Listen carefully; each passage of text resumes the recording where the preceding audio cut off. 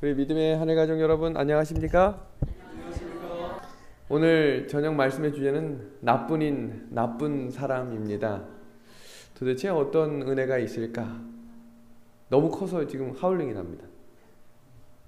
하나님께서 우리에게 성령의 은혜로 오늘도 똑같은 마음의 풍성한 감사와 사랑에 넘치는 시간이 되었으면 좋겠습니다. 응급 환자가 발생하면 골든 타임이라는 것이 있습니다. 제가 몇 년 전에 뉴욕을 방문했을 때 한국에서 전혀 보지 못했던 한 장면을 봤는데, 구급차가 오는데 갑자기 홍해 갈라지듯 쫙 갈라지는 모습을 보면서 너무 큰 감동을 받았어요. 그래서 한국도 이제 곧 돌아오겠구나. 아직은 아닙니다. 뭐 이렇게 비켜주는 것처럼 이렇게 하다가 잘 안 비켜주거든요. 근데 미국은 쫙. 근데 그게 얼마 전 기사로 났어요. 여기 보시면 응급환자 발생 골든타임 5분 이내에 도착할 확률 뉴욕 미국은 100%. 근데 대한민국은 58.5%. 그렇다면 이 전국 소방차가 5분 이내로 도착할 확률 한국입니다. 2014년, 15년, 16년 이렇게 순서대로 보시면 오르는 것 같은데 떨어졌습니다. 근데 이것이 어떤 저널로 기사가 났냐면 5분 내에 도착을 하면 위급 상황인 환자가 살 확률이 5배가 높아지고 피해 보상액이 약 10배가 줄어들 수 있답니다. 그러니까 뭔가 이 골든타임, 이 시간 안에 무언가를 가야 하는데 도대체 왜 한국은 58.5%일까? 그 이유를 보고 제가 놀랐어요. 그 이유는 소방차가 출동하는데 다른 차가 비켜주지 않는다는 이유 하나와, 두 번째는 좁은 골목길에 무단으로 주차한 차량이 너무 많기 때문입니다. 아무리 빵빵대고 전화를 해도 전화를 안 받는 것입니다. 오늘 우리 마음속에 없어야 할 것이 그대로 있으면 하나님의 소방차가 들어가려고 준비하고 있어도 아무리 들어가려고 해도 되지 않는 것입니다. 그러니까 말씀을 들을 준비는 무엇이냐면, 일단 내 마음속에 있는 무거운 죄짐들, 세상의 염려들. 여러분 예배 시간에 딴 생각할 수 있습니까? 제가 어떤 분을 봤냐면 아멘 아멘 했는데 눈이 다른 곳에 가 있어요. 깜짝 놀랐어요. 다른데 이렇게 다른 걸 뭘 보면 아멘 아멘. 대단한 고수들입니다. 고수들. 그 어떤 분을 봤냐면 내내 주무시다가 이것으로 설교를 마치면 아멘. 깜짝 놀랐어요. 제가 그걸 보면서 설교하는 사람들만 고수가 되는 게 아니라 듣는 사람들도 고수가 되는구나. 제가 놀란 사실은, 제가 설교를 준비할 때 포커스가 뭐냐면 40-50년, 저도 이제 재림신앙을 한 지 41년째가 됐어요. 연수가 꽤 됐죠? 중간에 믿으신 분들하고 이제 모태신앙으로 한 사람 연수가 있잖아요. 어떤 한 어르신의 제가 이렇게 장례를 진행하면서 이제 마지막 임종 예배를 드리는 시간이 됐는데, 얼마나 신실하고 얼마나 영성 있는 장로님인지 몰라요. 제가 평소에 아주 존경했던 어른입니다. 근데 그분이 저를 확 끌어당기더니 제 귀 속에다 이런 말을 하는 겁니다.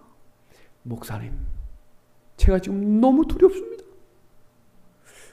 사람은 원래 죽음 앞에 두렵기 때문에 제가 손을 꽉 잡아드렸는데 그 다음 얘기를 듣고 손을 놓쳤습니다. 목사님, 제가 사실 교회를 수십 년을 다녔지만 제대로 설교를 들은 적이 없어요. 사업이 바쁘고 여러 가지 일들이 많아서 제가 지금 떠올리고 싶은 말씀이 있는데 기억이 하나도 안 난다. 그럴 수 있어요. 여러분 생각해 보시면 우리가 얼마나 많은 설교들을 접합니까? 얼마나 많은 이야기들, 얼마나 많은 예화들을 접해요. 생각해 보면 기억나는 게 거의 없어요. 여기서 중요한 것은 내 평생의 마음에 잔잔히 남아있는 하나님의 말씀이 있어야 합니다. 어려울 때마다 붙들 수 있는 말씀, 어려울 때 그 말씀이 생각나므로 다시 무릎 꿇을 수 있는 은혜가 오늘 이 시간, 이 저녁에 함께하기를 간절히 소망합니다. 예수님을 만나게 되면 만나게 되는 단어가 있어요. 이 단어가 아주 재밌죠? 만나면 만나는 단어 무엇인가? 예수님을 만나는 순간 우리들은 성도라고 불러줍니다. 불러주는 거예요. 성도는 거룩할 성의 백성도인데요. 하늘의 간 백성이에요. 근데 우리는 서로에게 뭐라 불러요? 성도님, 성도님. 뭐라고 해주는 거예요? 불러주는 거예요. 왜냐하면 성경이 우리에게 의인으로 여겨주겠다고 했기 때문이거든요. 아멘이죠? 아멘입니다. 두 번째, 예수님을 만나는 순간 우리는 성회에 참여합니다. 그리고 예수님을 만나는 순간 우리는 성가를, 찬양을 부르지요. 예수님을 만나는 순간 우리는 성삼위 하나님을 알게 됩니다. 아멘 할 때까지 할까요? 예, 원래 이제 세 번째쯤 되면 이제 아멘 아멘 하는데 또 이제 계속 보고 계셔. 예수님을 만나는 순간 우리는 성경을 알게 됩니다. 예수님을 만나는 순간 우리는 성전을 가게 되지요. 예수님을 만나는 순간 우리는 성령을 사모하는 인생을 살아갑니다. 여기에 나오는 공통적인 성은 거룩할 성입니다. 그럼 도대체 이 단어는 어떤 의미인가? 이 단어는 도덕적인 의미에서 깨끗하다를 넘어서는 의미로 성경에서 거룩하다는 단어는 구별하다입니다. 구별하는 것입니다. 그래서 저는 예배 시간에 가능하면 스마트폰으로 성경을 보는 것을 자제해달라고 부탁합니다. 왜냐하면 스마트폰으로 성경 보다가 다른 걸 봐요. 다른 걸 본다고, 다른 거. 그래서 스마트폰은 사실 우리가 일상생활에 못 볼 거, 볼 거, 세상적인 거 다 보잖아요. 하나님의 것은 구별해야 돼요. 우리가 이 피아노 구별한 거 맞습니까? 이걸로 세상 음악을 치면서 유행가 부르시는 분 있습니까? 그러면 안 돼요. 이 마이크 구별된 겁니까? 세상에서 노래방에서 부르는 노래 이 마이크로 부르시면 안 돼요. 이게 뭐냐면 우리가 헌당, 하나님께 올려드립니다 하는 순간 이것은 우리 게 아니에요. 하나님의 것입니다. 여러분 착각하시면 안 됩니다. 이 교회가 우리 거 아닙니다. 하나님의 것을 우린 관리하는 사람들인 거예요. 그 은혜를 잊어버리면 모든 것이 화가 나요. 내 거니까. 그 화났던 사람들이 모인 자리가 베데스다였어요. 성경 요한복음 5장과 이어지는 구절 속에 베데스다 앞 단어에 양문이라는 말이 나와요. 양문. 우린 제가 오늘부터 또 이 베데스다의 새로운 이야기들을 시작합니다. 우리는 항상 베데스다 하면 딱 떠오르는 이미지 38년 된 중풍병자, 물에 들어갔다 안 난 사람 이렇게 알잖아요. 여기에 들어가는 이 배경을 한번 들어보십시오. 양문이라는 말은 모든 문들마다 이름이 있었어요. 그 문 중에 하나 이름이 양문이었는데 그 양문은 양이 들어가는 문이다 라고 이름을 붙여서 양문이라 붙였습니다. 양은 왜 들어갑니까? 죽으러 들어가는 문이었어요. 제사의 자리지요. 그 문 옆에 베데스다라고 하는 이 문은, 이 자리는 왜 있었는가? 사람들이 몰려듭니다. 마음이 아프고 몸이 아프고 힘이 든 사람들이 이 자리에 가면 회복할 수 있더래 라고 하는 이야기를 듣고 모이기 시작하는 자리가 베데스다였습니다. 한 번쯤 가볼 만한 곳이었을까요? 생각지 않은 질병들, 아픈 질병들, 코로나에 걸렸는데 5분 안에 낫는다는 소문 있어봐요. 다 몰려들 것입니다. 암에 걸렸는데 누군가가 거기 가면 100% 난데 다 갈 것입니다. 여기가 그런 자리였어요. 그러니까 생각해 보세요. 중증 환자부터 아주 가벼운 증상까지 있는 사람들이 얼마나 많이 몰려들었을까요? 근데 여기엔 한 소문이 있었는데 먼저 들어가는 사람이 어떤 병에 걸렸든지 낫는답니다. 지금 보시는 이 그림은 무슨 그림 같으세요? 한번 유추해 주세요. 여긴 바닷가고요. 수천 명이 운집해 있습니다. 무슨 일이 일어난 걸까요? 물에 빠지려고 준비하는 거예요? 물이 빠지는 때 또 뭐가 있을까요? 그렇죠. 해돋이. 2020년 1월 1일 동해안 사진입니다. 대한민국 국민들은 왜 그런지 모르겠어요. 그런데 1월 1일이 됐다 하면 길이 무지하게 막히거든요. 그걸 참고 갑니다. 그리고 해 뜬다 라는 소리와 함께 종교를 불문하고 갑자기 눈을 감더니 이렇게 합니다. 뭐 하는 거예요? 무슨 기도? 돈 많이 벌게 해주시고 건강하게 해주시고 우리 자녀가 잘 되게 해주시고 우리 남편 승진하게 해주시고 너무너무 감사합니다. 모든 사람들이 그 순간은 숙연히 집니다. 지금 보시는 이 그림은 보신각의 장면입니다. 그해 12월 31일 보신각에 이 종치는 소리 들으려고 어린이부터 어르신들까지 완전히 모였어요. 저도 예전에 한번 청년 때 가봤는데 이렇게 하고 가야 됩니다. 제가 걷는 게 아니라 뒤에서 같이 걸어가는 거예요. 그리고 종치는 소리가 띵 하는 순간 다 같이 또 뭐 하는 겁니까? 뭔가를 이야기합니다. 대한민국에서 코로나가 터지면서 이걸 못하게 만들어 버렸어요. 왜냐면 운집하면 안 되니까. 그러니까 대한민국 사람들 대단하잖아요. 우리 모두 대단한 분들이잖아요. 그러니까 못 모이게 하니까 어떻게 했는가? 놀라지 마십시오. 차를 끌고 가서 이렇게 모였어요. 대단해요. 정말 대단해요. 지금 여기서 그럼 해 뜬다 라고 하면 또 차 문 딱 뭐 하는 겁니까? 소원입니다. 그렇다면 우리가 12월 12일이나 오늘 9월 21일에 해가 뜰 때 이렇게 하는 거하고 매해 1월 1일에 뜨는 해하고 뭐가 다릅니까? 매일 뜨는 해는 같은 해인데 왜 그럴까? 사람들이 그러더라 라고 하니까 그런 것 같은 거예요. 그렇다면 실제로 그 베데스다 연못에 빠지면 낫는 사람이 있었을까? 영감의 글은 이렇게 되어 있습니다.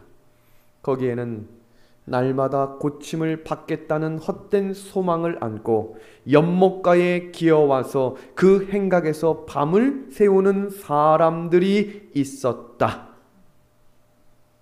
없었어요. 거기에 빠진 사람 중에 아주 가벼운 증상은 원래 날 사람이야. 거기 안 들어가도. 근데 우연히 생각해 보세요. 중풍병자가 빨리 들어가겠어요? 손가락 살짝 다친 사람이 빨리 낫겠어요? 풍덩 들어가도 낫네? 원래 날 거야. 근데 어떻게 소문을 내는 거야? 여기 들어가니까 낫대! 여기 보세요. 많은 사람들이 사실이 아니지만 진리처럼 믿고 있는 것이 매우 많습니다. 웃어 넘길 수 있는 가짜가 있지만 정말로 이것은 심각한 가짜인 것들도 있지요. 우리는 그것을 구별할 수 있는 믿음의 눈을 가져야 합니다.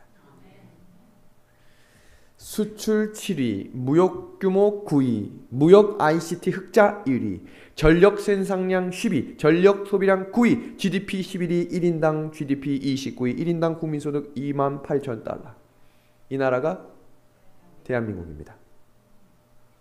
출산율 35위, 우울증 의심 56%, 사회적 자본 85위, 사회질 27위, 사회 갈등 지수 2위, 국민 친절도 21위, 자살률 1위, 헬조선 불반도 7%. 어느 나라일까요? 참 아이러니하죠. 도대체 한국 사람은 왜 행복하지 못할까? 지금 보시는 이 그림을 보면 확 느끼게 됩니다. 얼마 전 대한민국의 SNS를 달구는 중산층의 기준표가 나왔는데 프랑스하고 영국의 중산층의 기준과 한국의 중산층의 기준이 달라요. 한번 볼까요? 프랑스와 영국은 외국어 하나 정도를 잘 할 줄 알고 직접 즐기는 스포츠가 있고 다룰 줄 아는 악기가 있고 남들과 다른 요리를 해서 누군가에게 대접할 줄 알고 약자를 돕고 봉사활동을 하는 사람에게 당신은 중산층입니다 라고 말해요. 영국도 이와 같아요. 근데 대한민국 볼까요? 부채 없는 아파트 30평, 월급이 500만 원 이상, 자동차는 중형차 소유, 예금액 5억 이상 보유, 해외 1년에 2회 이상. 뭔가 다른 게 느껴지십니까? 도대체 왜 이럴까? 고려대학교 한 교수가 이것을 논문으로 써서 발표했어요. 그 책의 이름이 어쩌다 한국인이라는 책인데 그 내용에 이렇게 이야기합니다. 한국 사람들은 최신, 최고급, 비싼, 빠른, 큰 등 눈에 보이고 손에 잡히는 물건이나 수치화할 수 있는 것들에 집착합니다. 눈에 보이고 손에 잡히는 걸 추구하다 보니 정신적 성숙보다는 물질적 성공에 매달리는 과정보다 결과에만 신경을 쓰고 장기적인 기다림보다 단기적인 실적에 목을 맵니다. 한국인의 행복지수가 낮은 이유가 여기 있습니다. 눈에 명확히 보이는 기준으로는 성공할 수 있는 사람이 적을 수밖에 없기 때문입니다. 제가 염려하는 것은 교회에도 그런 모습과 마음을 가지고 오는 성도들이 늘고 있다는 것입니다. 제가 섬기던 교회의 한 청년이 이쁜 옷을 새로 사서 왔어요. 우리 재림교인들은 신발을 사거나 옷을 사거나 뭘 하면 안식일날 그거를 착 하잖아요. 저 어렸을 때부터 그랬어요. 뭔가 신발을 사면 고이고이 놨다가 안식일에 착 신으면서 착착착. 그런데 이 청년이요, 사라졌어요. 막 친구들이 야 너 이쁘다, 야 이거 어디서 샀어? 이렇게 하면 아니야 이렇게 하고 있다가 갑자기 사라진 거예요. 그날 하루 종일 없어졌어요. 그래가지고 제가 전화를 했죠. 어떻게 된 거야? 무슨 일이 있니? 그랬더니 이 친구 얘기를 듣고 제가 기절할 뻔했어요. 누가 자기랑 똑같은 옷을 입고 왔대. 그 기분이 나빠가지고 있을 수가 없더래. 제가 그래서 그랬어요. 너 그 옷을 사람한테 보이려고 입고 온 것 같구나. 우리가 교회를 올 때 하나님 만나러 오는 마음을 잊으시면 안 되겠습니다. 입으로는 하나님이라고 하는데 마음은 우리 시대의 역설이 있죠. 소비는 많아졌는데 기쁨은 줄어들었어요. 집은 커졌는데 가족이 적어졌어요. 생활은 편리해졌는데 시간이 부족해요. 제가 저희 어머니 할머니 시대에 손으로 빨래하던 걸 보고 자랐거든요. 그리고 이런 탈수기 조그만 거에 탈탈 털리면 촥촥. 요즘은 집집마다 세탁기, 건조기에 어느 집에 갔더니 로봇 청소기가 있어가지고 자기 혼자 움직여야 돼요. 우와, 제가 그랬거든요. 근데 그 집사님이 하는 말이 시간이 없대. 바쁘대. 시간이 없대요. 분명히 우리 일상생활이 편리해지고 더 무언가를 윤택하게 하고 있는데 뭔가 이렇게 바빠졌어요. 학력은 높아졌는데 상식이 부족하고, 지식은 많아졌는데 판단력이 모자라고, 전문가는 늘어났는데 문제가 많아졌어요. 참 아이러니하죠? 약은 많아졌는데 건강은 나빠집니다. 제가 영양제 18개까지 먹는 분 봤어요. 목사님 잠시만요. 닦아서 드세요. 영양제를 드시는구나. 또 먹어요? 또 먹어요? 또 먹어. 18개를 한 번에 드시더라고요. 그러니까 좋은 약을 먹고 그 약을 먹고 간 나빠지면 안 된다고 간을 지키는 약을 먹더라고요. 가진 것은 많아졌는데 염려가 많아졌어요. 왜 그럴까요? 나 중심적인 세상이 된 거예요. 배려하고 누군가에게 베풀고 하는 것이 아니라 나. 다음 그림에서 나오는 공통점이 무엇일지 한번 생각해 주시길 바랍니다. 첫 번째는 모세, 두 번째는 사무엘, 세 번째는 침례 요한, 네 번째는 예수님입니다. 이 분들의 공통점은 무엇일까요? 맞추는 분한테 선물 드리겠다고 하면 너무 경쟁 심리가 많아지니까 그런 건 안 하겠습니다. 무엇일까요? 한번 생각해 주십시오. 마음으로. 제가 한번 여러분들의 마음을 읽어볼게요. 성경에 나오는 인물이다. 제가 지금 생각한 이 말 말고 혹시 생각나는 거 있으신 분들 한두 분만. 예, 우리 구별된 사람이다. 감사합니다. 거의 정답부가 흡사한데요. 혹시 나도 하고 싶다 이런 분 계십니까? 네, 우리 집사님. 안경 만지신 겁니까? 네. 이 사람들은 출생 기록이 나와 있는 성경의 유일한 사람들이에요. 어떻게 태어났다. 무엇으로 태어났다. 거기에 또 다른 공통점은 출생 기록이 기록된 사람은 성경 역사에 큰 획을 긋습니다. 모세, 출애굽을 시키죠. 사무엘, 왕정으로 넘어가는 중간 지점에 큰 획을 긋죠. 침례 요한, 말하지 않아도 아시죠? 예수님, 말할 필요가 없죠? 그런데 여기 또 다른 출생 기록이 기록된 한 인물이 있어요. 삼손입니다. 총 5명이 있는데 그 중에 삼손이 있어요. 그런데 삼손은 달랐어요. 왜 그랬을까요? 나뿐인 사람이었기 때문에. 지금 먼저 등장했던 이 4명은 나 자신을 위해 산 사람이 아니에요. 예수님과 하나님을 위해 살아갑니다. 그런데 삼손은요, 나를 위해 살아가요. 여러분, 이 말씀은 오늘 너무너무 중요합니다. 왜냐하면 지금 우리는 나를 위해 살아가는 세상에 살고 나도 그렇게 살고 있기 때문에. 성경에 등장하고 있는 삼손의 첫 단어는 한 여자를 보고라고 하는 단어로 시작됩니다. 원래 지금 등장했던 이 출생이 기록된 사람들의 첫 단어는 하나님이 그들에게 음성을 주시거나 하나님을 만나기 위해 떠나거나 하나님이 어떤 분이신지를 연구하기 위해 기도했다라는 구절이 나와요. 근데 삼손은 성경 처음부터 끝날 때까지 기도했던 구절이 없어요. 스스로 산 거예요. 여러분, 기도하지 않고 일주일 살 수 있나요? 문제없이 살아요. 성경 한 구절도 보지 않아도 한 달 내내 살까요? 그렇게 사는 성도들이 많아졌어요. 자기 스스로 성경을 피지 않고 사는 거예요. 교회에 오면 이제 성경 피는 일이 거의 없죠. 다 보여주니까. 그러니까 처음부터 와가지고 아멘 가는 겁니다. 어느 순간 성경을 손으로 피지 않게 되면 기도도 하지 않게 돼요. 도대체 무슨 일이 일어나고 있을까? 삼손이 그런 사람이었다는 거예요. 하나님 하나님 입으로는 부르는데 하나님을 개인적으로 만나는 경험이 없어지고 있었던 그리스도인. 구별된 사람으로 살아달라고 부탁하며 태어난 이 사람이 세상과 똑같이 살아갑니다. 세상과 똑같이 보고 세상과 똑같이 먹고 세상과 똑같이 말을 합니다. 여러분, 중요한 이야기 하나 해드릴게요. 사람은 먹는 대로 말하게 돼 있어요. 왜냐하면 목구멍이 하나니까. 되게 똑같죠? 들어가는 대로 나오는 거예요. 그래서 먹는 것을 구별해야 되는 거예요. 되게 단순하죠? 명확한 진리입니다. 건강기별을 통해 태어난 제7일 안식일 예수 재림교회는 음식물을 구별해야 한다라는 초점을 맞춘 게 아니라 우리의 몸이 성전임을 기억함으로 관리하는 성도가 되어야 함을 가르친 겁니다. 그런데 자꾸 은혜를 강조해요. 은혜 뭐 다 된다. 그런데 그 은혜를 잊어버리면 죄악이 되는 거예요. 삼손이 그랬습니다. 한번 볼까요? 하나님께서는 당신의 백성을 한 단계 계속 인도하신다. 여러분, 신앙의 영적인 것도 교만함이 있어요.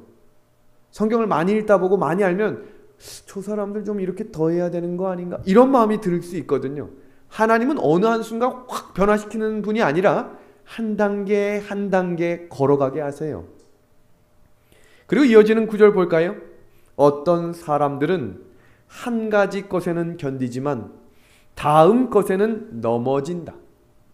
발전되어가는 모든 지점에서 마음은 시험을 받고 철저하게 연단받게 된다. 우리 이 다음 구절 한번 같이 읽어주시겠습니까? 우리 방송으로 보고 있는 분들 함께 다 같이 읽어봅시다. 하나님의 시작. 하나님의 백성들이라고 공언하는 자들이 극복해야 할 일이 있다. 여러분, 지금 보시는 이 그림은요, 설악산의 울산바위입니다. 여러분, 뉴스나 살아가시면서요, 울산바위에 걸려 넘어졌다 하는 뉴스 들어보신 적 있어요? 어떤 사람이 울산바위에 걸려 넘어졌더래. 그런 얘기 못 들어보셨죠? 사람들은 대부분 뭐에 넘어지는가? 작은 돌뿌리에 넘어집니다. 이게 무슨 말이냐면 사람이 넘어지는 것은 큰 문제 때문엔 잘 넘어지지 않아요. 그런데 아주 작은 문제에 넘어져서 반복돼서 무너지는 것입니다. 한번 볼까요? 사람마다 약한 것이 있어요. 우리 어제 다윗 이야기 잠깐 들었는데 다윗은 뭐에 약했는가? 쾌락에 약했어요. 맨발 벗고 도망칠 때도 부인 5명을 데려갔어요. 뭐에 약한? 밧세바에게 그냥 넘어간 게 아니에요. 그에게 약한 것이 여자였어요. 에서 뭐에 약했습니까? 먹는 거. 사울은 뭐에 약했습니까? 명예. 보세요. 다윗은 만만이요. 사울은 뭐다 그랬어요? 천천히다. 1000 곱하기 1000 작은 수입니까? 한번 생각해보면 어마어마한 수예요. 명예예요. 그럼 저는 뭐에 약할까요? 두루두루 약해요. 하나님은 이 약한 것들에 주의를 주세요. 신호를 주신다고요. 피하라고 하시든지 눈을 감으라고 하시든지 잠시 멈춰 서라고 말씀하십니다. 삼손에게도 그런 말씀 하셨을까요? 오늘 이 이야기를 준비하면서 나파 밸리, 이야, 여기하고 딱 어울리는 설교입니다. 포도밭 이야기예요. 우리 지금 거기 살고 있잖아요. 자, 볼까요? 삼손이 여자를 보고 포도원으로 갑니다. 그런데 하나님께서 나실인으로 구별한 사람들에게는 세 가지를 구별해야 한다. 거룩할 성도의 자격을 허락하십니다. 그 첫 번째 무엇이었습니까? 첫 번째는 포도주나 독주를 마셔서는 안 된다고 말씀하십니다. 제가 첫날 술에 대해서 이야기했었습니다. 여기서 중요한 것은 나아가서 포도밭에도 가지 않도록 주의를 주셨어요. 왜냐하면 가면 유혹을 받으니까. 우리 신앙생활도 마찬가지예요. 유혹받는 자리에 가시는 것을 주의하셔야 합니다. 다음은요. 죽은 시체를 만지면 안 됩니다. 잠시 후에 이 내용은 좀 자세히 소개하겠습니다. 세 번째, 머리에 삭도를 대지 말라라고 했습니다. 여러분 사사기 14장 5절에서 6절에 이런 구절이 나와요. 삼손이 그 포도밭에서 사자를 만났거든요. 근데 이 구절을 보면 찢어 죽였답니다. 찢어 죽였대요. 근데 그 다음 구절이 중요해요. 부모에게 뭐하지 않았다 그래요. 알리지 않았다라고 이야기합니다. 왜 알리지 않았을까? 어제 새벽 4시 58분에 오늘이군요. 태섭이한테 전화가 왔어요. 제 첫째 아들의 이름이 태섭입니다. 그 시간에 전화를 했으니 깜짝 놀랐겠죠? 제가 어제 2시간 반 잤습니다. 3시부터 눈 뜨고 있었어요. 대단하죠? 저는 하루가 긴 사람입니다. 4시 반에 그 딱 전화가 와서 무슨 일인가 봤더니 왜 전화했는지 아세요? 아빠? 나 100점 맞았네? 무슨 의미인지 아시겠죠? 그 시간에 왜 전화했을까? 엄마가 전화하지 말라고 분명히 했을 거예요. 그 시간 새벽 안 돼! 전화한 거예요. 왜요? 자랑하고 싶은 거예요. 우리 둘째 아이는 더해요. 학교에서 수학 100점 맞았다. 콜레트콜로 전화해. 그 공중전화에 뛰어가지고 아빠? 나 100점 맞았네? 뭐 하는 거예요? 뭐 받고 싶은 거예요? 칭찬입니다. 얼마 전에 이건 비밀입니다. 방송으로 보시는 분들도 비밀을 지켜주세요. 꼭 이렇게 얘기를 들으면 예섭이 만나면 너 그랬다며? 이런 분들이 있어요. 예섭이 이제 올 건데 요 얘기는 우리말의 비밀로 해주세요. 얼마 전에 오케스트라 학교에서 연습을 하다가 무슨 약간의 이렇게 요거 연습을 하다가 친구 이 활이 줄이 끊어진 거예요. 근데 예전 같으면 그냥 웃고 넘어갈 일인데 요즘은 그걸 엄마들끼리 전화해서 사과하라고 그래요. 근데 예섭이가 엄마한테 얘기할게요? 안 할게요? 안 했어. 왜 그랬을까요? 그 어린 마음에 느낌이 혼날 것 같았나 봐. 선생님이 전화하고 엄마가 이미 전화해서 끝내니까 아무것도 아닌 일이잖아요. 그게 무슨 큰일인가요? 실수를 해서 끊어주면 미안합니다. 물어주면 되는 거예요. 얼마 안 해요. 근데 이 녀석이 그 어린 마음에 그 작은 엉덩이를 가지고 실룩실룩 거리고 있어요. 뭔가 할 말이 있는데 말을 안 하는 거예요. 그래서 제가 등을 두들기면서 그랬어요. 너 무슨 일 있었다며? 그랬더니 사람은요. 좋은 일은 시키지 않아도 말하고 싶고요. 안 좋거나 뭔가 잘못된 마음에 캥기는 게 있으면 말하지 않아요. 삼손이 부모에게 알리지 않았다. 무슨 의미입니까? 삼손은 자기가 잘못한 걸 알고 있었다는 얘기예요. 그래서 말하지 않은 거예요. 어떤 장면인가? 포도밭에 사자가 나타납니다. 이 말씀대로라면 나파밸리에는 사자가 수백 마리 살아야겠어요? 뭐가 이상합니까? 사자는 밀림에 살지 포도밭에 사는 동물이 아니에요. 거기에 사자가 나타났단 말은 무슨 말이에요? 정신 차리란 얘기예요. 지금 너가 여기 있어야 될 게 아니야! 근데 사자를 보더니 뭐해요? 하나님이 주신 힘으로 나를 위해 찢어 죽입니다. 우리의 삶에도 하나님이 가지 말아야 하거나 하지 말아야 될 일을 할 때 어린 아이를 통해 말하실 때가 있어요. 하면 안 된다고. 때로는 목사의 설교를 통해 말할 때도 있어요. 근데 그 설교를 듣고 뭐라고 생각하냐면 너무 때리네 입을 찢으려고 합니다. 마치 이사야가 토백혀 죽은 것처럼 말입니다. 이사야는 옳은 말을 했어요. 첫째 날을 들었던 침례 요한도 옳은 말을 했는데 사람은 옳은 말을 들으면 듣기 싫은 게 본능이에요. 왜요? 뚜껑이 열리니까. 속에서 올라오는 거예요. 밖에서 나오는 게 아니라 내 안에 원래 있던 게 튀어나오는 겁니다. 어흥! 사자가 가지 말라고 하자 그 입을 찢어 죽입니다. 하나님께서 자신에게 주신 힘으로 하지 말라고 하는 일들을 하나씩 시작합니다. 첫 번째, 뭘 어겼습니까? 포도주나 독주를 마시지 말라, 포도밭에는 가는 것을 주의하라 라고 하는 그 명령을 무시하고 들어갔어. 거기서 하나님께서 주신 힘으로 그 사자를 찢어 죽입니다. 그러자 어떤 일이 일어났는가 볼까요? 죄는 단계별로 찾아온다는 것을 기억해 주십시오. 얼마 후 삼손이 그 여자를 맞이하려고 다시 가다가 돌이켜 그 사자의 주검을 본즉 사자의 몸에 벌떼와 꿀이 있는지라 손으로 그 꿀을 떠서 걸어가며 먹고, 그는 부모에게 맨 마지막 문장 뭐라고 되어 있습니까? 알리지 아니하였다라고 이야기합니다. 그러니까 삼손이 자기가 잘못한 거 알았다는 거예요? 몰랐다는 거예요? 알았다는 거예요. 자, 여기서 또 재미있는 이야기를 한번 해보겠습니다. 왜 죽은 시체를 만지지 말라 했을까? 죽음은 생명의 반대죠.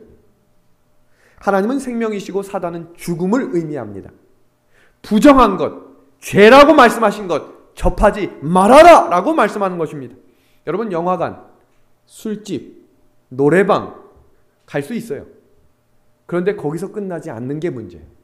그곳에 이어지는 그 다음이 있어요. 여러분, 회식도 1차, 2차, 3차, 4차가 있어요. 죄를 제목대로 짓는 겁니다. 모든 것은 한 번에 끝나지 않아요. 계속해서 이어집니다. 만약 죽은 사자에 구더기가 가득했다면 어땠을까요? 제가 어렸을 때 참새 죽은 걸 보고 기절초풍했어요. 왜 그랬냐면 참새 그 조그만 거에 구더기가 얼마나 많은지 몰라요. 원래 죽은 것에 뭐가 있어야 정상입니까? 구더기. 근데 지금 거기에 뭐가 있대요? 그런 생각 해보셨어요? 우린 성경을 읽을 때 이렇게 봐요. 꿀이 있었구나. 찢어 죽였구나. 이상한 일들이 벌어지고 있음을 깨달아야 합니다. 죽은 시체에 왜 꿀이 있어요? 거긴 구더기가 있어야 될 자리예요. 만약에 그곳에 구더기가 있었다면 삼손이 어떻게 갔겠어요? Oh no! 하고 갔겠죠? 근데 거기 뭐가 있는 거야? 꿀이 있어요. 죽은 시체 만지지 말라 있는데 꿀이 있자 달콤하게 먹습니다. 항상 부정한 것에는 달콤한 꿀과 같은 것이 있습니다. 더럽고 추악한 것이 아니라 보암직하고 먹음직스럽게 우리를 유혹합니다. 제가 뷔페를 성도님들과 같이 가면 별로 인기가 없어요. 제 옆에 잘 안 앉으시는 거예요. 결혼식을 같이 갔는데 갑자기 사라졌어요. 어디 갔지? 찾아봤더니 저 구석에 있어요. 집사님 했더니 오지 말래. 위에는 이렇게 야채가 쌓여있는데 밑에 이상한 게 막 있어요. 저기서 드세요, 목사님. 우리의 모습입니다.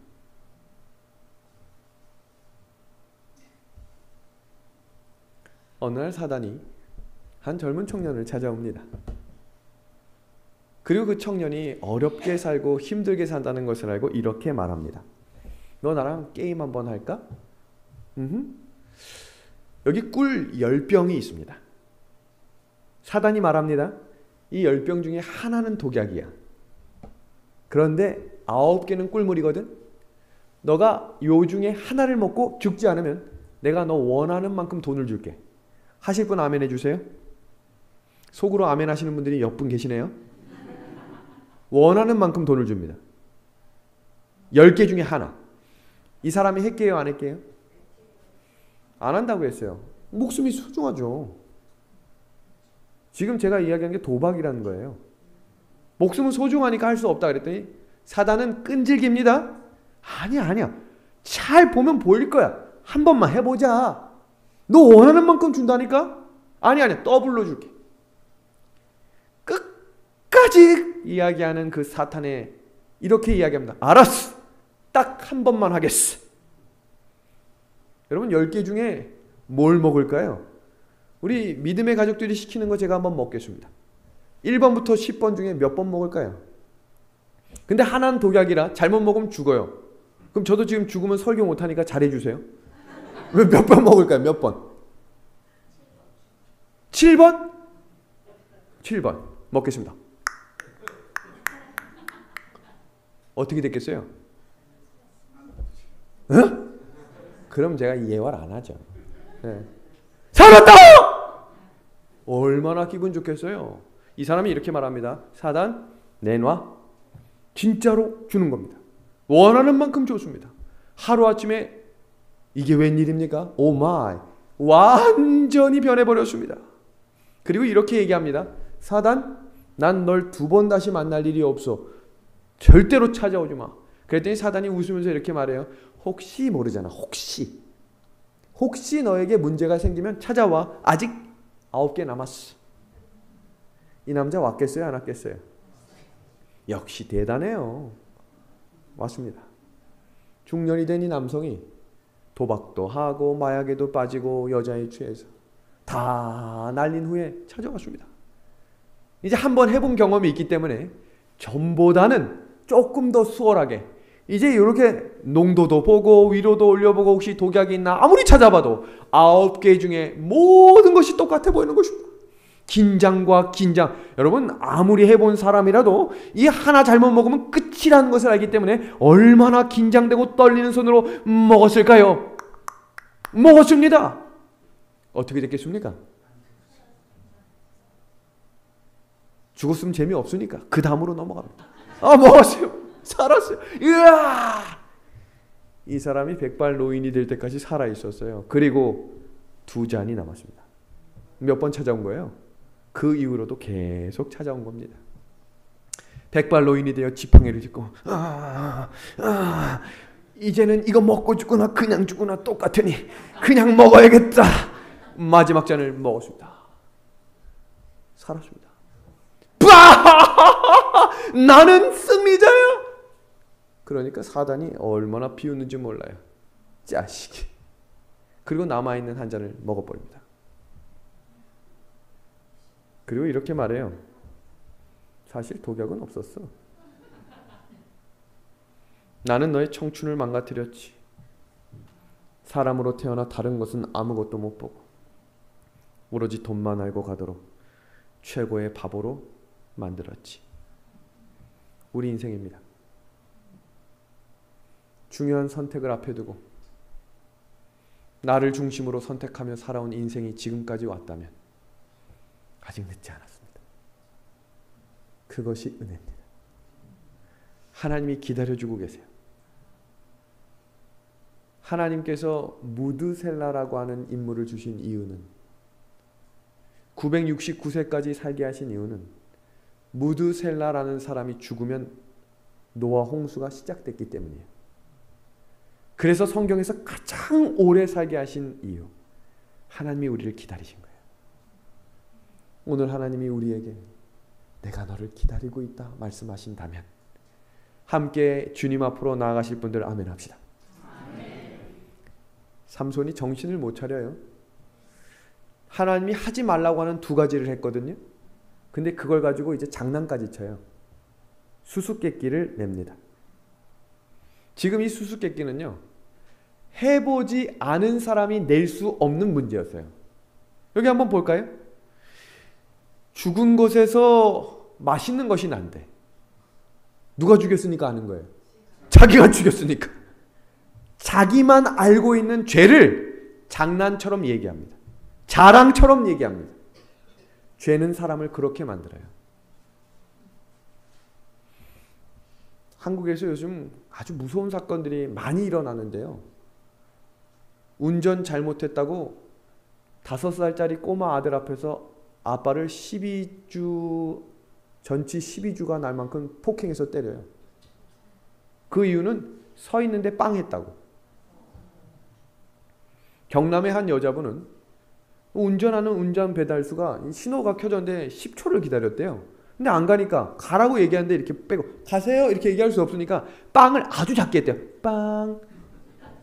그거 했다고 쇠파이프로 그 여자를 있는 대로 폭행합니다. 왜 그런 거예요? 내 기분 나쁘게 했다는 거예요. 세상이 지금 누구 중심인 거예요? 나입니다. 나 중심적으로 살아가는 사람의 마음 가운데 중심은 교만입니다. 그래서 성경은 교만은 패망의 선봉이라고 이야기하고 욕심이 잉태한 즉 죄를 낳고 죄가 자라나면 사망에 이른다고 가르쳐 주신 것입니다. 삼손의 부절제로 하나님의 원칙이 사라지기 시작했고 이제 삼손에게 남은 것 하나 남았죠? 머리에 뭘 대지 말라는 것, 삭도입니다. 삼손의 모든 장면마다 나오는 것은 여자를 봤다라는 말입니다. 참 할 거 많고 볼 거 많은데 뭐만 봅니까? 여자만 봅니다. 그런데 여기서 중요한 사실은요. 도대체 드릴라가 삼손을 어떻게 유혹했을까? 성경에 이런 단어가 나와요. 날마다. 무서운 단어입니다. 죄는 날마다 찾아와요. 이 똑같은 유혹을 받았던 사람이 요셉입니다. 삼손이라고 하는 드릴라와 요셉이라고 하는 그 보디발의 아내는 똑같이 유혹했어요. 똑같은 방법으로. 그런데 한 사람은 무너졌고 한 사람은 더 굳건한 믿음 안에 서게 되었습니다. 무엇이 차이 있을까? 매일매일 하나님을 만나는 사람은 하나님께서 매일매일 지켜주심을 경험합니다. 이 은혜를 기억하셔야 돼요. 그래서 우리는 날마다 오늘 주시는 은혜를 옷 입고 사셔야 합니다. 이번 주에 어떻게 보면 죄를 가장 안 질 수 있는 기회예요. 왜요? 매일매일 교회 오잖아요. 이건 은혜입니다. 오늘쯤에 흔들릴 때가 됐어요. 작심 3일이니까. 그래서 이제 내일 모레 그 다음부터는 또 잘 나올 거예요. 사람은 누구나 그래요. 그때 하나님을 붙드는 거예요. 이진윤 씨라고 하는 세계적인 패션 디자이너가 있습니다. 이분에 대해서 잠깐 간략하게 소개하면 세계대회에서 2년 연속 대상을 받았고요. 세계적인 디자이너가 되는 과정의 롤모델로 선정된 인물입니다. 그러니까 대단한 인물인 거 아시겠죠? 이분을 제가 만나게 됐습니다. 처음에 제가 만났을 땐 이분이 이런 분인지를 몰랐기 때문에 제가 어느 날 미술관이 오픈하는데 미술관 오픈 기념 설교를 해달라는 거예요. 또 태어나서 그런 건 처음 해봤어요. 그래서 어쨌든 준비된 말씀을 가지고 열정적으로 설교를 했습니다. 그러니까 거기에 각계각층의 지도자들도 좀 많이 왔어요. 근데 제가 설교를 딱 마쳤는데 이분이 저를 쫙 찾아오더니 목사님 저하고 잠시 대화를 나눌 수 있습니까? 해서 예 무슨 일이시죠? 그랬더니 목사님 혹시 36입니까? 갑자기 그런 얘기를 하는 거예요. 36이요? 36 아세요? 그래서 네 저 36 잘 알죠? 저 혹시 아십니까? 저 모르는데요? 그랬더니 자기 이준윤이라고 이렇게 명함을 주는 거예요. 명함을 주는데 그 뒤에 뭐 영어로 써 있는 게 너무 많아갖고 이렇게 보니까 꽤 유명한 사람인 것 같아서 구글을 치니까 바로 이 지금 전 장면이 다 나오는 거예요. 아, 세계적으로 유명한 이 디자이너구나. 왜 저한테 36이라고 물으셨어요? 설교 스타일이 36이래요. 그래서 제가 여쭤봤어요. 36을 어떻게 하세요? 그랬더니 본인이 36대학교를 입학했었대요. 그래서 이 사람의 스토리가 지금부터 시작됩니다. 저기 시골에서 살았던 한 고등학교 3학년 젊은이가 디자이너가 꿈인데 아버지가 디자이너 하면 먹고 살기 힘들다고 못하게 한 거예요. 그러니까 성적에 맞추다 보니까 36대 영문학과를 입학하게 되었습니다. 원해서 입학하지 않은 학과에 들어가서 공부가 잘 될까? 근데 이 친구가 동대문에 자주 나갔다 오는데 새 청바지와 새 신발을 사가지고 저녁 12시쯤 되면 그걸 자르는 겁니다. 착착착착 슥슥 틱틱. 그 기숙사는 4인 1실이에요. 근데 여러분 생각해 보세요. 저녁에 12시가 다 됐는데 이 친구들이 공부하다 자려고 하면 이 친구가 갑자기 씩 웃으면서 갑자기 새 청바지를 자르고 있네. 으스한 느낌 안 들겠습니까? 그러면서 하하 혼자 웃는 거예요. 뭐 하는 거예요? 이 친구가 재미있는 일을 하고 있는 거예요. 근데 그 시간부터 영감이 막 오니까 막 쉬지 않고 자르고 붙이고 때리고 하니까 이 친구들이 신고를 한 거예요. 아무래도 얘가 정신이 나간 것 같습니다. 관장님한테 그 소식이 들어갔습니다. 관장님이 불렀어요. 야, 너 혹시 무슨 일 있냐? 그랬더니 얘기를 하는가. 큰 문제는 아니에요, 사실. 근데 4인 방에서 그 늦은 시간에 그런 걸 하고 있으면 이제 피해가 가니까 혹시 그런 일들을 하게 되거든 관장실에 와서 좀 하면 좋겠다라고 이야기를 한 거예요. 그러니까 이 친구는 더 좋죠. 그런 공간까지 부여받았으니. 근데 이 친구가 밤을 새도록 하는데 이 관장님이 새벽 4시가 되면 항상 관장실로 와서 성경을 읽으시더랍니다. 그냥 성경을 그 사람 들으라고 하는 게 아니라 성경을 있는 그대로 그냥 그분이 통독을 하는 거예요. 그러니까 이 사람이 듣고 싶지 않아도 뭐 하는 거예요? 계속 듣는 거예요. 그렇게 6개월을 하는 거예요. 한석봉도 아니고 자기는 옷을 자르고 관장님은 성경을 읽고 이 친구가 결심을 합니다. 관장님, 저는 더 이상 이 학교를 못 다닐 것 같습니다. 제 꿈을 찾아서 가겠습니다. 그러게, 잘 가시게. 그래서 이 두 분은 헤어집니다. 그 학교를 딱 1년만 다닌 거예요. 자퇴를 하고 홍익대학교라고 하는 서울에 있는 대학에 입학을 합니다. 그리고 이 친구가 아주 잘 나가는 사람으로 바뀌게 되었어요. 유럽의 유수한 대학들, 또 대학원 박사과정까지 잘 마치고 어느 날 대회를 나갔는데 웨딩드레스 전문 디자이너가 됐어요. 근데 이 사람이 딱 내는 순간 완판이 된 것입니다. 얼마나 특별하고 얼마나 멋지게 만드는지 값이 천정부지로 올라갑니다. 하루아침에 억대 부자가 된 거예요. 억소리 나는 부자. 그러니까 이 친구가 너무 기분이 좋아가지고 스위트룸, 하루에 수백만 원 하는 스위트룸에 들어가서 팡팡팡팡 뛰면서 소리를 질렀는데 목이 아프더래요. 그래서 뭘 먹을까 하다가 어려울 때 먹었던 사발면 하나 먹는데 눈물이 꺼이꺼이 나오더랍니다. 이 친구가 마음속에 들었던 생각이 이러다가 잘못된 것에 손을 댈 수 있겠다는 생각이 들더래요. 너무 한 번에 많은 것들이 찾아오고 하니까 이걸 어떻게 할까? 근데 그때 성경 구절이 떠오르더래요. 자신도 모르게 들었던 6개월에 매일 반복되는, 매일매일 들려지는, 그러니까 어느 날 그 얘기를 듣다가 질문도 했겠죠. 그게 뭐예요? 그게 무슨 말입니까? 뭐 전도하고 싶어서 이야기한 게 아니라 질문하니까 대답을 해주는 게 성경 공부가 된 거예요. 그렇게 하나님에 대해서 자신도 모르게 알아갔던 이 사람이 자신을 지켜주고 지금 이때까지 오게 만든 힘이 자신도 모르게 했던 매일매일 반복됐던 예배였음을 고백하게 된 것입니다. 그럼 또 여기서 이런 분들이 그래요. 도대체 그 관장은 누구냐? 우리에게 얘기하라. 그래서 제가 얘기 안 하고 갔더니 또 어느 분은 전화까지 했어요. 왜 얘기 안 하냐? 그분은 김일목 총장님입니다. 이렇게 하니까 예화에 신뢰가 가시죠? 제가 이런 설교를 하니까 그 총장님이 설교를 듣고 이분을 초청해서 명강의 강연을 했어요. 삼육대학에서. 수많은 돈보다 내 안에 있는 예배와 기도의 반복의 힘이 나를 만들고 나를 붙들고 있습니다. 오늘을 등한히 한 성령의 오소는 내일을 각성시키거나 심지어 감명을 주는 일에게까지도 무력해질 수 있다. 뭐가 중요한 겁니까? 오늘입니다. 오늘입니다. 날마다 유혹했던 삼손은 드릴라에게 넘어가 하나님과 약속했던 마지막 한 가지도 놓치게 됩니다. 여호와께서 이미 자기를 떠나신 줄을 깨닫지 못하더라. 삼손은 머리카락이 잘렸기 때문이 아니라 성령이 떠나셨기 때문에 힘을 잃게 된 거예요. 성령은 오늘도 우리 마음에 거하실 줄로 믿습니다. 이 성령은 떠날 수밖에 없는 일이 있는데 죄를 품고 있으면 떠나게 됩니다. 그래서 어떤 일이 벌어집니까?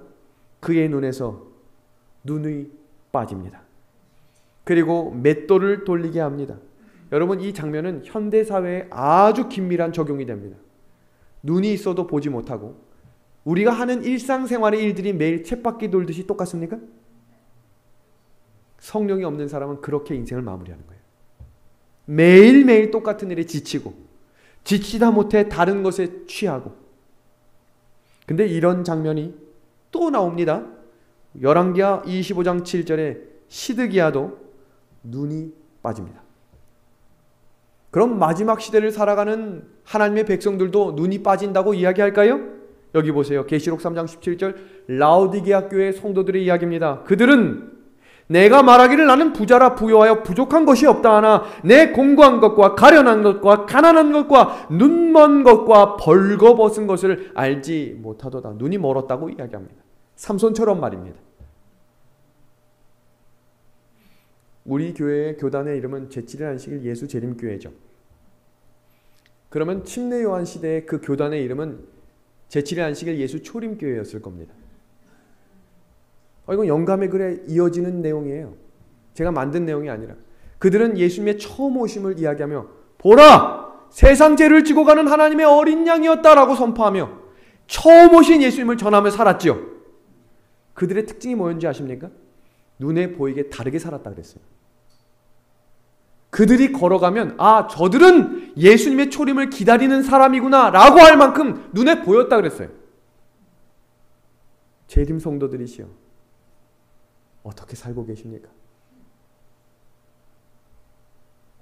영감의 글입니다. 그들이 가진 음식물에 관한 권면과 여러 예언들이 오늘날 재림교인들이 가지고 있는 나시린의 서약들이다. 포도주와 술을 멀리하고 부정한 것을 멀리하는 것, 죄가 있는 곳을 피하는 것이다. 머리에 삭도를 대지 말라는 것, 멀리서도 저 사람은 나실이라는 것이 표시하는 것으로 재림교인임을 표시할 수 있는 구약의 할례와 신약은 침례. 그런데 이것은 눈에 보이지 않는다. 눈에 보이는 표시는 바로 안식일을 구별하여 지키는 것이다. 세상의 날은 일요일이지만 하나님의 날은 제7일 안식일이기 때문이다. 그들이 기다리는 것이 바로 그리스도의 재림이다. 각인의 눈이 모두가 보고 기다리는 재림 말이다. 그러니 구별된 삶으로 우리가 거룩한 삶으로 살아가야 하는 이유가 있는 것이다. 사단은 그것들을 하나하나씩 어기면서 살게 한다. 내가 말하기를 나는 부자라 부요하여 부족한 것이 없다 하나.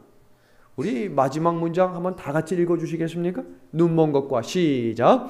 눈먼 것과 벌거벗은 것을 알지 못하도다. 옷이 벗겨지고 맷돌을 돌리는 삼손과 같이 살아가는 이 세상에서 우리가 붙들어야 될 증언의 말씀들, 성경의 진리들을 붙잡는 일을 경홀히 여기시면 힘이 빠지게 될 것입니다. 근데 그 삼손이 어떻게 히브리서 11장에 기록되게 되었을까? 우리에게 위로와 희망이 되는 말씀입니다. 오늘 말씀이 만약 이 전에 끝났으면 우리 오늘 절망이에요. 나는 눈이 빠졌구나. 나는 이제 살아갈 수 있는 힘이 어딘가. 그런데 삼손을 하나님께서 히브리서 11장 믿음의 선배, 그 억척스럽고 엉망스럽고 보는 것이 여자밖에 없었던 그 사람이 하나님의 은혜의 자리에 서게 됐습니다. 그럼 우리도 설 수 있단 말입니까? 아멘입니다. 그럼 한번 볼까요? 삼손이 두 눈이 뽑혔을 때 영적인 눈이 띄어졌습니다. 삼손이 두 팔이 묶였을 때 자유함을 얻게 되었습니다. 참된 마음의 개혁이 일어나자 하나님께 능력을 주시기를 기도하고 이렇게 기도합니다. 이번 한 번만 나에게 능력을 더해 주시옵소서. 아멘을 안 하시네요. 제가 신학교를 다닐 때 제가 너무 존경했던 교수님이 기도를 할 땐 이렇게 기도하라고 가르쳐 주셨어요. 전 그래서 요즘도 그렇게 기도해요. 기도는 내가 갖고 있는 생각을 붙들고 하는 것이 아니라 하나님의 말씀을 펴놓고 거기에 손을 올려놓고 기도하라고 시키셨어요. 왜요? 하나님의 말씀이니까. 여기에 손을 얹고 하나님 여기에 이렇게 기록되었잖아요. 이렇게 기도하십시오. 삼손이 마지막에 붙들었던 기도가 그런 기도였어요. 이번 한 번만 나를 붙들어 주십시오. 그 삼손은 그 한 번으로 하나님이 살아계심을 경험하는 성령의 능력의 충만함을 경험하게 되었습니다. 그런 마지막 라오디게아 교회의 시대가 어떻게 다시 일어나게 되는가? 우리 아멘 하실 준비하십시오. 나파 이 교회와 노스베이 교회가 하나님의 충만하심과 성령의 힘으로 전에 없던 놀라운 부흥을 경험하고 싶으신 분들 아멘 합시다. 아멘. 그럼 회개해야 되는 거예요. 여기서는 아멘 안 하시네. 부흥만을 원하면 안 되고 회개의 기도가 시작됨을 기억하셔야 돼요. 눈물과 회개. 오늘 한 젊은 청년들이 부모님께 전화를 걸어요. 엄마, 나는 어떤 딸이야? 라고 여러분들에게 오늘 전화가 온다면, 한 아들이 엄마 나는 어떤 아들이야? 라고 묻는다면 부모님들의 대답은 한결같지 않을까요? 오늘 그 장면을 잠시 영상으로 보고 오늘 설교의 마무리 예화를 시작합니다. 아빠! 누구세요? 아빠! 이 시간에 어떻게 전화를 해서 그만뒀냐? 아니야! 여보세요, 엄마, 나예요.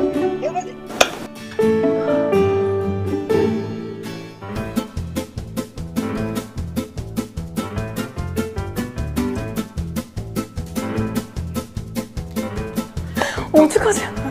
아니 진짜 기억이 잘 안 나. 아 지금요? 진짜 그래? 아 정말요? 아 잠깐만. 아 저희 아빠 진짜 무뚝뚝 하신 분. 여보세요? 아빠! 내가 아빠한테 어떤 딸인지 아빠가 얘기를 하라고. 안다? 지금? 지금. 어떤 아들인지 물어봐도 되나? 그래, 물어보면 되지. 아, 말 안 듣고 나쁜 애라 해야지. 시집도 안 가는데. 사랑스러운 딸이지. 착하고. 왜? 왜요? 그냥 궁금해서. 희망이고 기쁨이지. 아빠가 너무 미안한 거가 제일 많지. 아빠가 마음속으로는 해주고 싶은 게 많은데 그런 거를 못 해줘가지고 마음이 미어지지. 내비노로 제대로 못하는 것 같아 마음이 너무 아파. 엄청 사랑해 우리 딸. 아빠한테는 자랑거리거든. 난 항상 너를 사랑하고 널 믿고 너는 할 수 있어. 자주 하시는 말씀이신데 나는 어떻게 돼도 좋다. 우리 새끼들이 좋으면은 그게 나한테 제일 좋은 거다. 저기 카톡에 엄마 소리만 들어도 가슴이 설레이고 있잖아, 그지? 내 전부를 줘도 아깝지 않는 우리 아들이야. 세상에 있잖아, 그지? 하고도 안 바꿔주는 거야. 뭐 하고 바꿔도 안 바꿔줘. 아, 우리 딸은 정말 아빠가 사랑하는 딸이야. 없으면 못 살 것 같은 아주 아빠의 분신이면서도 아주 그냥 좋아하는 사랑스러운 딸. 엄마가 이 세상에 왔다 간 이유가 우리 아들하고 딸 만난 게 이유. 그거 말고는 엄마가 이 세상에 왔다 간 이유가 별로 없어. 힘들 때 제일 의지할 수 있는 그런 존재요. 이번 기회를 통해서 내가 엄마 아빠한테 얼마나 잘 하지 못했는지. 그래, 나요 항상 네 염려도 그냥 담고 하잖아. 그렇지만 네가 걱정이지. 아버지는 항상 너들이 걱정이다. 사랑해, 항상 사랑해. 나는 우리 애들 내 보물이야. 너무너무 고마워. 니네들이 내 보물이야.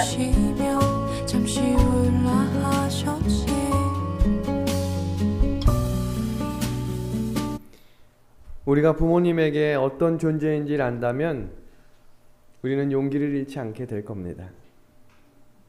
가진 것이 없고 부족해도 우리 아이, 내 사랑하는 자녀라고 성경은 이야기하며 괜찮다, 다 괜찮다 라고 말씀하시는 하나님의 호소가 오늘 이 저녁 우리의 마음 가운데 울리는 예수님의 음성이 되기를 간절히 소망합니다.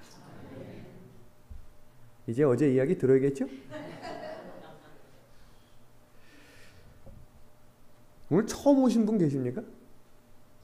그러면 옆 사람한테 꼭 물어보세요. 이게 무슨 얘기냐고. 구급차와 경찰차가 총출동한 영월의 이야기. 건축을 짓고 다 죽었다는 어설픈 소문의 이야기가 어떻게 진행됐을까? 이 작은 목사의 마음속에 제일 귀에 남는 것은 목사가 운전만 잘했더라면, 이 이야기가 시작되는 저녁입니다. 그날 저녁 한 병원에, 영월은 그렇게 큰 병원이 없었기 때문에 작은 병원에 11명이 다 찢어져서 입원을 하게 됐습니다. 입원을 한 제 마음이 너무 불안한 거예요. 왜요? 머리가 터졌네, 허리가 끊어졌네, 무릎이 깝 이렇게 얘기하시고 흩어졌기 때문에 한 집사님은 목사가 운전만 잘했더라면, 이렇게 하니까 제 마음이 얼마나 무거운지 몰라요. 그 다음날 아침이 돼요. 영월 의료원이라고 하는 병원에 다 함께 모이게 됐습니다. 영월군에서 이제 배려를 한 거예요. 한 병원에서 다 치료받고 보험이랑 이런 경찰까지 출동해서 조사를 받았어요. 뭐 음주 측정부터 다 하나하나씩 100% 상대방 과실입니다. 그날부터 이제 치료를 받기 시작했습니다. 그런데 그 다음날 이 사진이 온 식구들이 함께 병원에 있는 사진입니다. 20명 남짓 교회의 교인이 11명이 입원했는데 11명이 다 재직들이니까 80대 어르신들이 방문을 오시는 거예요. 목사님, 우리 사랑하는 목사님. 제가 인기 있겠어요? 없겠어요? 근데 제가 놀라운 사실을 발견했는데 거기서 예배를 드리게 됐다는 사실입니다. 이틀째가 됐을 때 정형외과 과장님이 저를 부르셔요. 아주 심각한 표정으로. 그래서 제가 마음에 아주 큰 부담을 가지고 내려갔습니다. 그리고 제 오른편 양복 주머니 안쪽에는 흰색 봉투, 사자로 시작하고 서로 끝나는 그 종이가 있었습니다. 왜냐하면 이 문제를 내가 어떻게 해결해야 될지 몰랐기 때문입니다. 정형외과 과장님이 저한테 이렇게 말해요. 목사님, 다음에 말을 안 하는 거예요.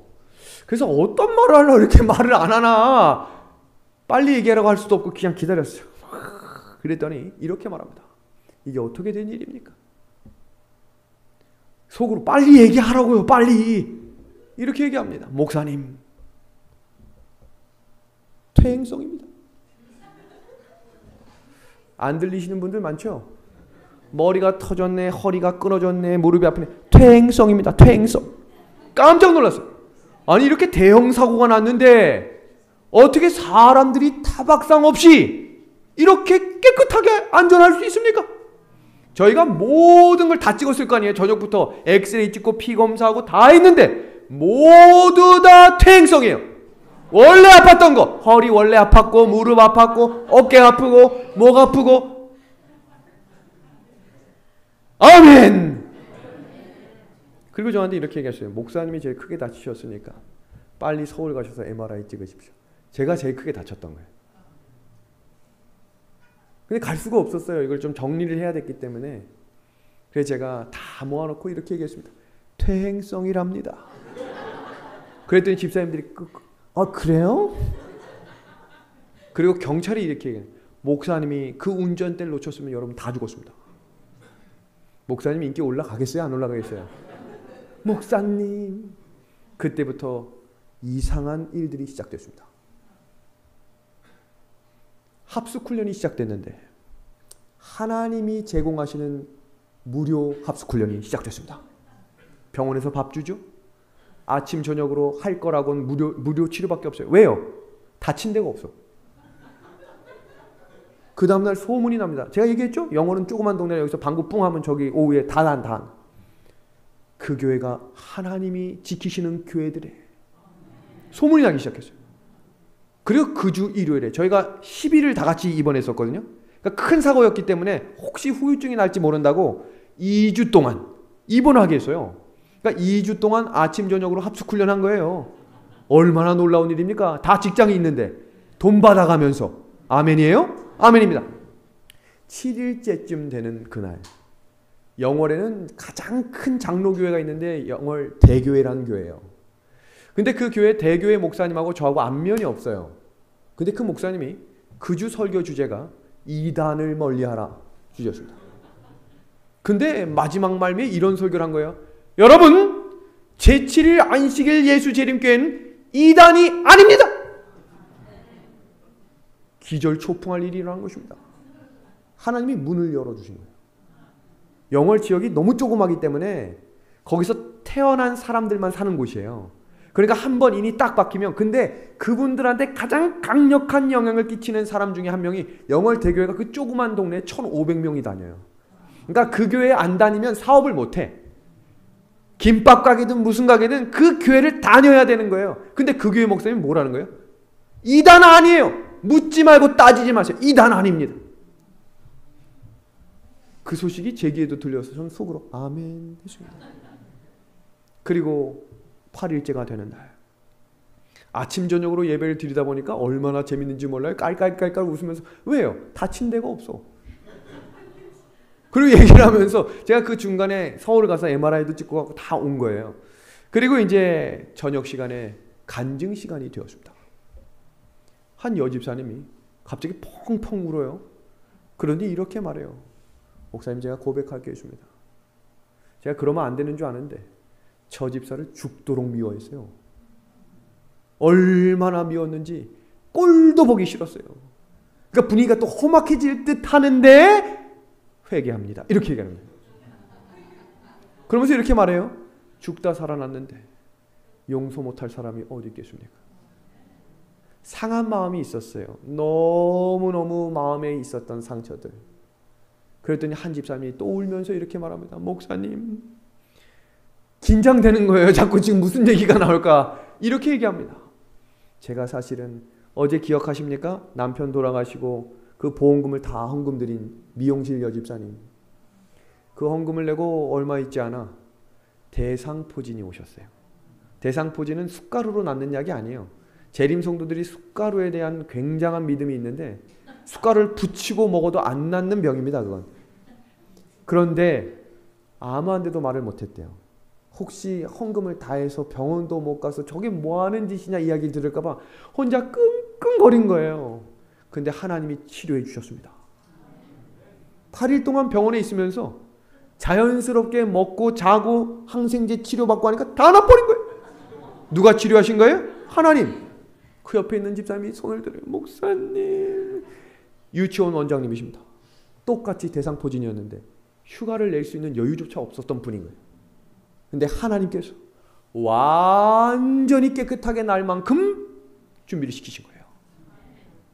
더 놀라운 사실은 이 영월교회 차량이 너무 노후화돼가지고 원래 가다서다 했는데 여러분 8개월 동안 7번 헌금했는데 그 누가 교회차 사자고 얘기하겠어요? 아무도 말 못해요. 근데 이 교회는 어르신들이 많아서 차량 우회를 반드시 해야 되는 교회예요. 근데 아무도 말을 못해요. 근데 그 11명이 딱 보험금을 타니까 2,200만 원 현금으로 새 차를 샀어요. 은혜입니까? 놀라운 은혜입니까? 하나님이 일하시는 겁니다.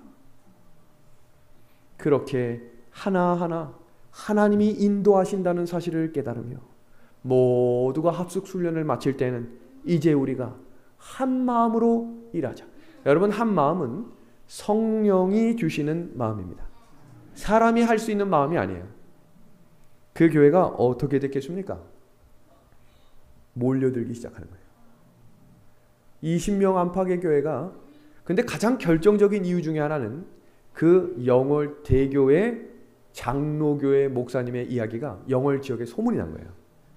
그러니까 제가 다니엘과 요한계시록은 대학교 때부터 연구했던 거예요. 그러니까 그 내용을 영월교회에서 이미 쫙 할 때 현수막을 붙여놓고 하는데 한 분이 이런 말을 하세요. 감리교회의 안수 집사님이 오셔서 목사님, 제가 말씀은 듣고 싶은데 교회는 바꾸고 싶은 마음이 없으니까 교회 다니란 말은 하지 마십시오. 아, 예, 알겠습니다. 그러더니 그분이 매주 안식일마다 오는 것입니다. 근데 그분이 갑자기 제가 교회를 한 번 더 오고 싶은데 금요일 날 올 테니까 교회 오란 말은 하지 마십시오. 예, 알겠습니다.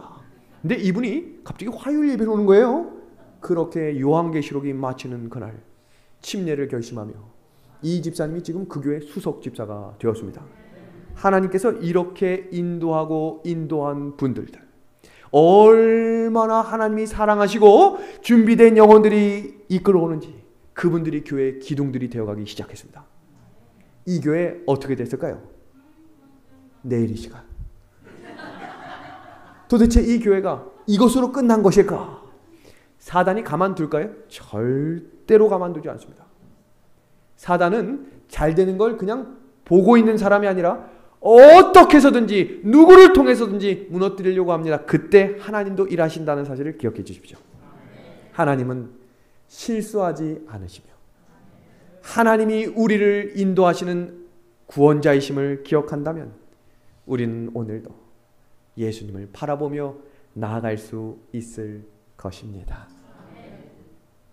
나파교회도 놀스베이 교회도 보이지 않는 그 손길로 매일매일 인도하셔서 지금까지 인도해 주신 우리 하나님께 감사함으로 나 대신 우리라고 하는 이야기로 하나님께서 세워주신 이 교회를 붙들고 전진하는 우리 믿음의 아내 가족들이 되길 소망하며 오늘 저녁 말씀을 마치도록 하겠습니다. 우리 함께 마치는 찬양 좋으신 하나님 함께 찬양하면서 우리 함께 오늘 예배를 마치도록 하겠습니다.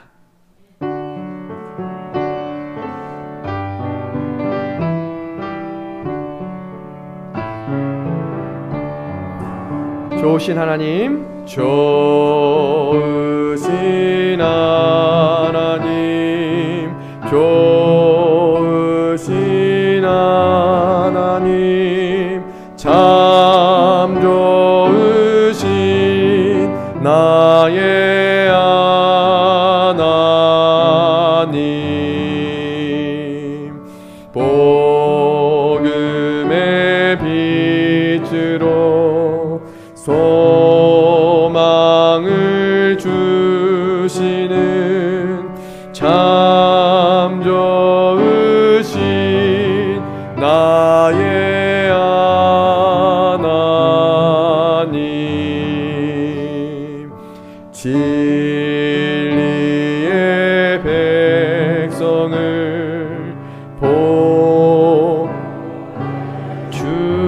보주시는 참 좋으신 나의 하나님.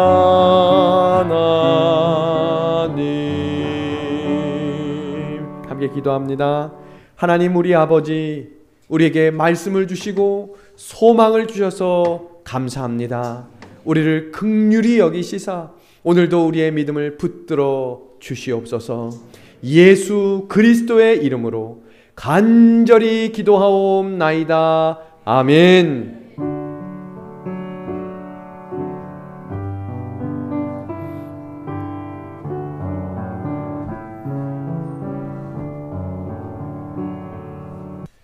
사랑과 은혜가 많으신 하늘에 계신 아버지시여, 우리를 사랑하시되 끝까지 사랑하시는 아버지의 사랑을 인하여 감사드립니다.